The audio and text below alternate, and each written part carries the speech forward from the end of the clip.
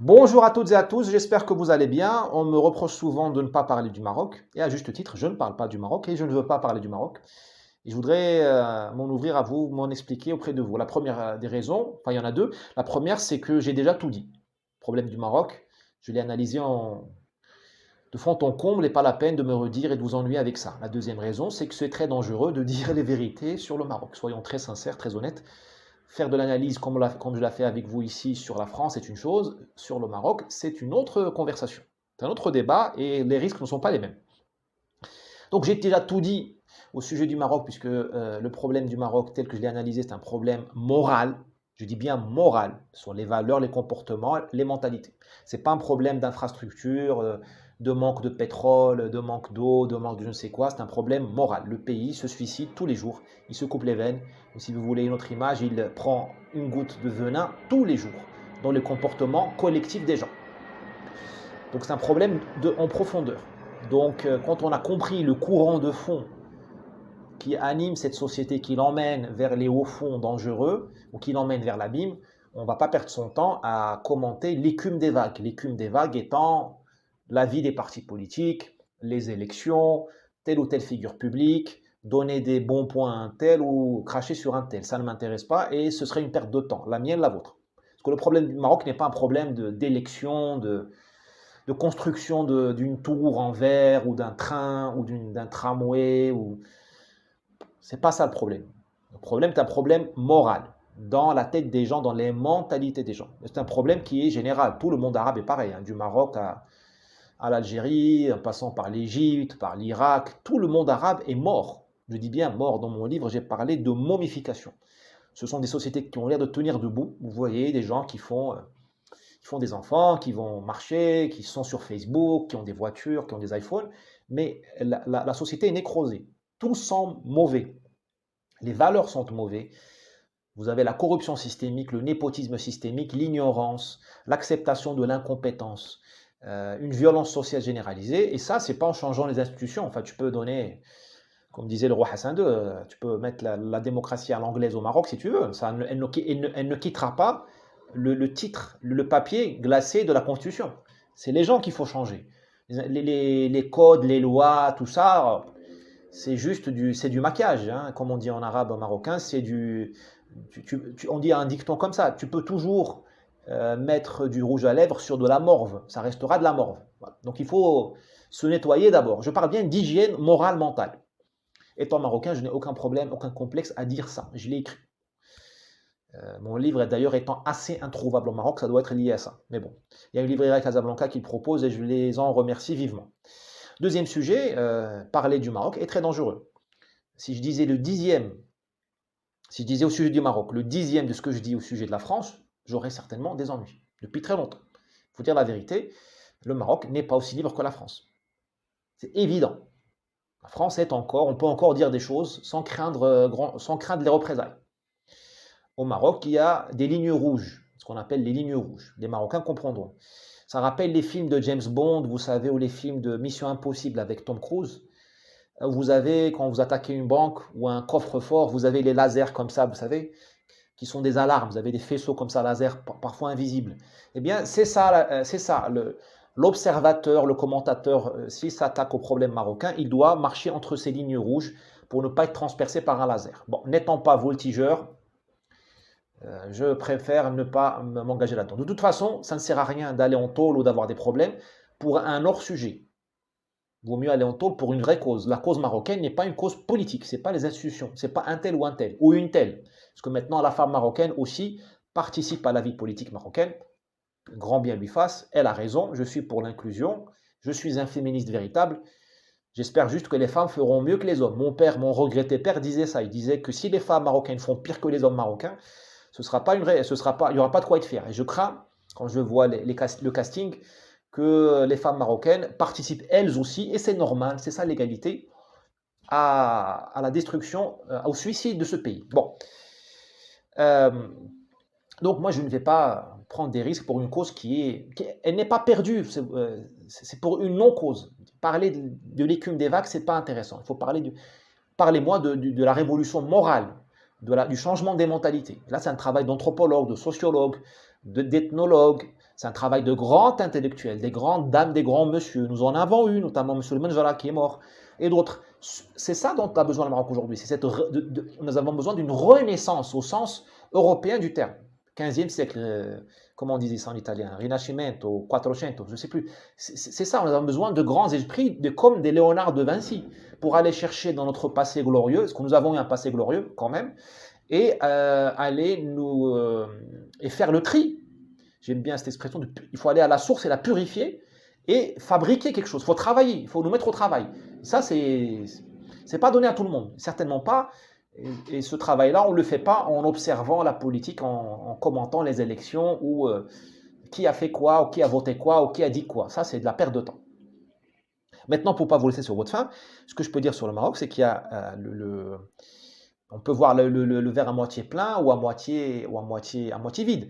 Si on voit le verre à moitié plein, bah, l'économie a changé, le pays est beaucoup plus développé qu'il y a 20 ans, il y a plus de liberté, évidemment. Hein. À l'époque, nous avions peur, enfin moi j'avais pas grand-chose à me reprocher, puis j'étais un fils de bourgeois, mais nous avions peur d'aller au commissariat, parce que c'était un endroit qui faisait peur. Aujourd'hui, tu vas au commissariat, tu es très bien reçu, il y a eu un véritable renouvellement générationnel des forces de police, dans le contact. Ça, c'est des choses qui sont concrètes. Ça, c'est toute la population qui en... Tu n'as plus peur de la torture, il doit y en avoir peut-être, mais tu n'as plus cette... Nous avions peur avant juste de parler. Du temps de Driss Bessri, tout ça. Les années 90, quand j'avais dans les 14-15 ans. Bon. Donc ça a changé. Maintenant, si tu vois le verre à moitié vide, et moi j'aime bien le voir à moitié vide, tu as une société qui est bloquée. C'est-à-dire qu'on met, comme on dit chez moi, tu mets de l'eau sur du sable. Et ben, le sable, il aspire. Hein. Le sable est stérile. On met du ciment, on met des immeubles en verre, on met des grands projets, on met des plaques solaires, on parle beaucoup surtout. On parle beaucoup. Tout est motif à zone franche, tout est grand, méga investissement. On communique bien. Ils sont bien conseillés, les gars. Mais ça ne bouge pas, parce que la société, elle est morte de l'intérieur. Vous avez une jeunesse qui est désespérée. Et une société qui est morte, c'est un théâtre. Alors il y a les petits malins et les gens intelligents, ils s'en sortent, les gens dynamiques. Il y a de la place, ils font de l'argent, tant mieux. Mais bon, faire de l'argent est une chose, vivre bien est une autre. La dignité, elle ne suit pas forcément le niveau économique. Tu peux avoir des gens qui font beaucoup d'argent dans les grandes villes, tout ça. Mais bon, la société te dérange. Quand la société va, les mentalités vont pas bien. Tu n'as pas un endroit où tu as un exemple. Tu fais de l'argent, tu as une belle voiture, tu la stationnes, tu as deux gars qui t'arrivent dessus avec des gilets jaunes, des gilets oranges, des gilets je ne sais quoi, qui sont gardiens de voiture.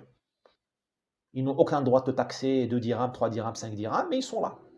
Voilà. Donc, ok, tu as réussi ta vie, très bien, tant mieux. Mais bon, la société te rattrape. Et ces gars-là, il y en a des millions comme ça. Je ne fais pas là de l'élitisme, c'est pas ça le problème. Le problème, c'est que tu as une société où la vie est devenue, a toujours été, mais là de plus en plus, elle est pauvre et c'est appauvri. Tu n'es plus avant, on était en 3D, là on est en 2D. C'est juste ton compte en banque et ta voiture, ton cocon familial. Tu dois fermer les yeux sur plein de choses pour espérer garder ton contrôle mental. C'est ce qui doit vous arriver en France, parce que ces gardiens de voiture là qui nous pourrissent la vie au Maroc, alors je les salue, j'en connais pas mal qui sont des potes, hein. Des vrais potes en plus à Rabat. Mais bon, ça n'empêche que le phénomène général est une catastrophe. Ces gars-là, vous les avez en France, hein. Sauf qu'en France, ils ne vont pas vous taxer 1 dirham ou 5 dirhams, mais ils vont vous agresser au métro. C'est des comportements parasitaires. Ils vont vous chercher chez vous, voilà, ils vont vous pourrir la vie. Au métro, vous allez à Barbès. Ce que je vous décris là, ce qui se passe à Casablanca, il se passe en puissance 10, parce qu'en France, il n'y a pas de punition, au Maroc, il y a encore de la punition, entre Barbès et La Chapelle, le phénomène que je viens de vous décrire. Donc, je ne rêve pas là, ça vous rattrape vous aussi. Bon, donc, cette société-là, elle est malade, et on peut faire tout le flanc qu'on veut, le théâtre qu'on veut, la société reste malade. Donc le verre, je le vois souvent à moitié vide. Maintenant, le pays est dirigé par des gens très fins, très intelligents. Très fins, très intelligents, qui font une lecture très intéressante de la société et du monde. Ils ont compris que la société était désorganisée, c'est-à-dire que les Marocains ne se font pas confiance. Donc il n'y a plus d'opposition véritable. Sous Hassan II, vous aviez, dans les années 70, vous aviez une gauche très dure, très, très, très dur. Vous avez des militaires qui voulaient prendre le pouvoir. Vous avez des véritables oppositions. Grâce à Dieu, ces oppositions n'ont pas gagné. Sinon, nous serions devenus une Algérie avec une Algérie de plus. Euh, Régime militaire ou de gauche. Les islamistes aussi ont perdu leur chance de prendre le pouvoir. Et vous avez une société aujourd'hui qui est incapable de résister à quoi que ce soit. Vous le voyez sous le confinement, les Marocains sont laissés faire, comme les Français d'ailleurs, parce que la société est désorganisée, les gens ne se font plus confiance. Et donc, les gens qui dirigent le pays, ils ont carte blanche. Tu peux faire plein de choses. Ce qu'ils ne pouvaient pas faire il y a 10 ans. Il y a 10 ans, c'était le printemps arabe. Tout le monde avait peur. Là, la trouille a changé de camp. La trouille, maintenant, elle est dans la rue. Maintenant, dans la rue, il faut que tu sois vacciné et porteur de masque. On n'est plus en 2010-2011 quand la foule arabe dictait au régime ce qu'il faut faire. D'accord? Les réseaux sociaux sont contrôlés proactivement, préventivement par le système, alors que dans les années 2010-2011, le système, marocain ou ailleurs, courait après les réseaux sociaux. Et ainsi de suite. La société civile est complètement vérolée. Moi, je n'ai pas vu les ONG marocaines défendre la société marocaine contre le confinement ou contre la déscolarisation. Moi, dans mon village, on a ruiné la jeunesse, enfin l'enfance. 2 années perdues. Parce qu'on a dit aux gens, faites de l'e-learning, c'est une blague. Ils n'ont même pas d'Internet. Enfin, ils viennent d'avoir l'électricité il n'y a pas longtemps. Toi, tu leur dis, tu fais l'Internet. Ils ont 5-6 enfants par famille. Ce qu'on fait des enfants, c'est fini. On a gâché cette enfance-là, dans mon village. Je ne pense pas que je sois une petite île perdue au cœur de la campagne marocaine. Je n'ai pas entendu les ONG marocaines, la société civile, dénoncer cela. Et là, pour ça, il fallait partir en tôle. Pour ça, cette cause-là des enfants marocains, elle mérite qu'on aille en tôle. Or, ces ONG-là, elles vont toujours te commenter le cas d'un journaliste un peu louche qui a été pris la main dans le sac sur des histoires de cul. J'excuse de parler comme ça, de sexe. Alors, toi, spontanément, tu dis, moi, je suis solidaire des gens qui sont en prison. Mais tu te dis quand même, si le type, s'il y a des charges contre lui, pourquoi moi je vais aller descendre dans la rue pour le défendre ou faire un texte? Tu vois, et ça, ces ONG-là, elles sont dans le théâtre, elles aussi. C'est du flanc. Tout le monde joue un rôle. C'est d'opposition contrôlée. Voilà, on va faire un flanc sur un type, voilà, bon. Et alors que les scandales véritables ne sont pas combattus par les organisations des droits de l'homme qui n'ont que ça à faire. Hein. On ne leur demande pas de faire les routes ou de vacciner les gens ou d'éduquer les enfants. On leur demande juste d'observer et de dénoncer les scandales véritables. Non, ils sont tous braqués sur 1 ou 2, 3 micro-cas. On te dit, voilà, regarde, on gonfle le torse, regarde, nous avons fait un sitting, une protestation devant la préfecture de Casablanca en solidarité avec le camarade X ou Y qui a été chopé pour des problèmes de sexe. Mais tu dis, mais les mecs, défendez les gamins qui ne sont plus à l'école, quoi. Bon, ouais, donc les gens qui dirigent le Maroc ont compris ça. Et voilà, donc ils sont très fins. Ils savent naviguer ils naviguent selon les vents, selon la mer où ils se trouvent. C'est le Maroc, je vais utiliser une métaphore. Le Maroc est une mer, c'est la mer des Caraïbes. Eh bien, ces gens-là, ils suivent la navigation, la carte des Caraïbes. Donc, ils naviguent le pays comme il le faut. Alors, c'est cynique, c'est froid. L'État est un monstre froid. Simone Veil, la philosophe, le disait. C'est un monstre froid. Ces gens sont froids. Ils dirigent, ils font le boulot et chapeau. Je parle d'un point de vue machiavélique, technique. Je ne mets pas les émotions. Techniquement, ils font un sans faute. Ce sont des gens qui sont capables. Donc, ça, c'est la scène intérieure. La scène internationale, ces gens sont très doués. Ils font une lecture très fine de ce qu'est devenu le monde. Ils ont compris, ils ont acté la chute de l'Occident. Vous voyez comment le Maroc parle aujourd'hui à l'Espagne, comment on parle à l'Allemagne. Sachant que ces pays-là nous donnent de l'argent. L'Espagne nous donne des centaines de millions d'euros chaque année pour contrôler nos frontières, pour que nous contrôlions nos propres frontières. L'Allemagne nous donne de l'argent dans l'aide au développement. Vous voyez comment on leur parle. La relation avec l'Occident, avec l'Europe, elle est d'égal à égal. Fini le néocolonialisme, fini le moment où le Maroc était l'obligé de la France. Non, c'est fini. Nous avons compris, nous au Maroc, que vous avez été déclassés. Nous avons compris que vous êtes dirigés par des tocards. Donc nous vous parlons comme on parle à des gens qui sont dirigés par des tocards. Alors nous ne sommes pas encore dans l'imbécilité, je veux dire dans l'agressivité d'un Erdogan. Nous ne sommes pas des voyous. Mais vous voyez ce que je veux dire, l'ère du temps a changé. nous avons acté que vous étiez déclassés. Nous avons très bien lu la politique mondiale, c'est-à-dire que la géopolitique mondiale, nous avons fait la paix, enfin renoué avec Israël de manière officielle, franche. La rue marocaine n'a pas bougé et les intellectuels marocains n'ont pas bougé. Moi, je m'étais fait incendier quand j'avais dit en 2017 qu'il fallait renouer avec Israël. Je m'étais fait incendier par au Maroc, ouais, sioniste, tout ça. Quand le Maroc a fait le job avec Israël, tout le monde est devenu à dire ah, Amen, Amen, Amen, Israël, nos frères israéliens. Bon.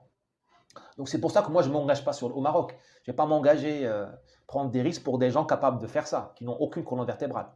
Voilà, mais les autorités ont bien compris, ils ont fait cette lecture que les temps avaient changé, que la cause palestinienne avait été démonétisée, et que maintenant on pouvait faire la paix avec Israël, enfin collaborer ouvertement. La question du Sahara est en train d'être réglée euh, conformément aux intérêts du Maroc. Nous avons compris que l'Algérie était en crise profonde. Nous avons compris que nous avons occupé l'espace laissé par les Algériens et surtout par les Libyens en Afrique, d'où l'offensive marocaine sur l'Afrique. Voilà, bon, je ne suis pas spécialiste des affaires marocaines, mais il y a une très bonne lecture de ce qui se passe aujourd'hui, une très bonne lecture aussi de la fin des droits de l'homme. La pandémie l'a prouvé. Les Marocains sont gouvernés comme on gouverne les Français, c'est-à-dire que c'est le lockdown, c'est le confinement, et la vaccination obligatoire, et le pass vaccinal. Jadis, le Maroc se faisait taper, moi je me rappelle, j'avais 12 ans, 13 ans, et je regardais la télévision française avec mon père au Maroc, et je regardais TF1, Anne Sinclair qui engueulait le Maroc, qui titillait le grand roi Hassan II sur les droits de l'homme. On lui disait, quand même, Ben Barka, Fkir, la gauche. Le Maroc était gêné. Là, on peut plus, le Maroc n'est plus gêné, puisque la gouvernance marocaine, elle est en ligne avec la gouvernance française. C'est ferme ta gueule. Il n'y a plus de droits de l'homme. Quand tu vaccines tout le monde, quand tu fais la vaccination obligatoire, bah, tu n'as plus de droits de l'homme. Quand tu confines la population, il n'y a plus de droits de l'homme. Donc le Maroc, il dit, bah, moi, j'applique les directives de l'OMS. Comme vous, j'applique ce que dit Bill Gates. Parce que je m'inspire de Bill Gates, moi aussi. Voilà. Donc, très bonne. Moi, je félicite réellement les gens qui font ça. D'un point de vue technique, moi, je ne suis pas dans la. Vous savez ce que je pense. Et techniquement, chapeau, les gars. Et j'étendrai, je dézoomerai du Maroc. Je vois que j'ai un peu peur quand même. Hein. Quand on nous a appris à avoir peur de ces thèmes-là. Donc, je dézoome un peu. Cette maestria des sciences politiques, je l'étends aussi à nos amis du Golfe arabe. Je les ai longtemps snobés, moi, les gens du Qatar, d'Arabie Saoudite. J'ai toujours aimé les Émiratis, c'est des grands amis. Ils m'ont toujours bien traité. Comme on dit en arabe, des grands tantes, rimakbira. Vraiment des gens, des grands seigneurs. Toujours bien traités. Mais là, je revois complètement ma vision des monarchies du Golfe, parce que je leur donne un sans faute. Ces gens-là ont acheté leur impunité. C'est-à-dire que personne ne les embête. Eux aussi, ils font une bonne lecture de ce qu'est devenu l'Occident. C'est-à-dire qu'ils ont compris que l'Occident, c'était des rigolos. Des rigolos qui n'appliquent pas les droits de l'homme et des corrompus. Donc on vous achète le PSG, on vous achète vos partis politiques, on vous distribue de l'argent, on donne des Rolex à vos hommes et femmes politiques, parce que la corruption aussi se conjugue au féminin. On continue à maltraiter les minorités, on continue à être des brutes d'un point de vue. Enfin, il faut voir le code pénal saoudien, il y a encore on crucifie les gens encore. Mais on sait qu'on vous a acheté par le lobbying, par la corruption. Parce qu'on dit lobbying, ça veut dire, c'est le nom d'emprunt de la corruption. Et donc, on fait le festival du cinéma de Jeddah, on fait le rallye, je ne sais pas où, on fait la Coupe du Monde en 2022 au Qatar, avec le travail des esclaves pakistanais et indiens, et on sait que vous n'allez pas moufter, surtout pas Amnesty International, parce que vous êtes tous, parce que la soupe est bonne pour tout le monde. Voilà. Ils ont fait la paix avec Israël, et personne, la rue arabe n'a pas bougé. Ils jouent les Chinois parce que la Chine est devenue l'usine du monde, donc à la limite, demain, si en France ou si aux États-Unis, il y a encore un président honnête, il va aller embêter les Saoudiens ou le Qatar sur les droits de l'homme, eh bien ils vont lui dire, mon gars, nous on va vendre notre pétrole et notre gaz aux Chinois qui sont l'usine du monde. Voilà. Vous avez l'islamisation de l'Europe qui avance à grands pas. Vous êtes déjà devenu un pays islamique. Je veux dire, la France envoie à la Mecque 27 000 ou 30 000, je crois, pèlerins. C'est plus que le Sénégal et le Mali réunis. Vous êtes déjà un pays de la Ligue islamique. Vous ne le savez pas. Donc, donc chapeau. Demain, vous embêtez le Qatar, ben, vous aurez des émeutes, une intifada en banlieue, par les relais du Qatar en banlieue. Vous emmerdez les Saoudiens, vous aurez un problème similaire. Vous êtes cuits. Et ces mecs ont bien joué. Alors, ils sont turbanés, on ne les prend pas au sérieux. Ils aiment les prostituées russes parfois. On ne les prend pas au sérieux. Et ils mettent un Van Gogh dans un yacht en pleine mer, alors on ne les prend pas au sérieux. Je fais mon aggiornamento, je me suis largement trompé.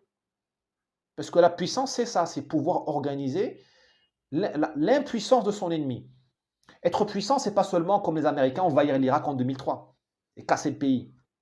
Être puissant, c'est organiser l'impuissance de ton ennemi, de ton rival, de ton partenaire. Là, vous avez été rendu impuissant, vous l'Europe. Quand tu as 10 millions de musulmans en France, tu es impuissant face au monde arabe. Tu ne peux plus rien faire, à part dire salam alaikum, béni oui oui, je vous aime. Parce que dès que tu fais une politique audacieuse, tu es clive. Quoi, Zemmour a raison. La vie est clivante.